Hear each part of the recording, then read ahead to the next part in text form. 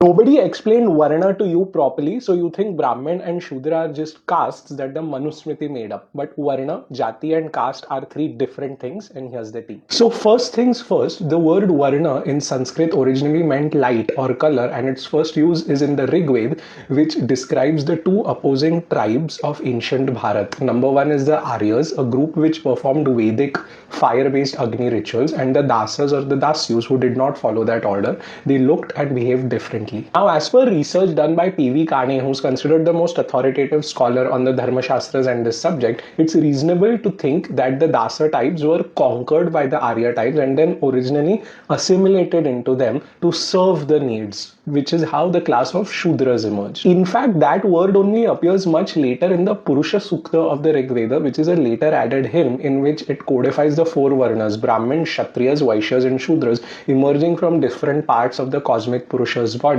and this is confirmed in Manusmriti 10.4. Today's scholars and our scriptures explain Varna as one's inherent natural personality. Varna is technically one's ritual state or swabhava, natural inclination or personality, developed through two things, guna and karma, as confirmed by Shri Krishna in the Srimad Bhagavad Gita. On the point of gunas, these are the three elemental building blocks of the universe, Sattva, Rajas, and Tamas. And Sri Adi Shankaracharya himself says in his Bhashyas that each of the Varnas has a technical mix of the gunas. One is dominant, one is dormant, one is secondary. And coming to the biggest misconception, karma. It is actually true that you do inherit the potential seed of your Varna at the time of your birth, depending on the samskaras, aka the memories and impressions that you are carrying forward from your previous birth, as well as your life actions. This birth-based allocation feels unfair to us on the surface because we look at life from a single chance perspective. But Sanatan Dharma actually believes in multiple births and lifetimes, and the soul carries its papa or punya, merits and demerits of its karma, into the next life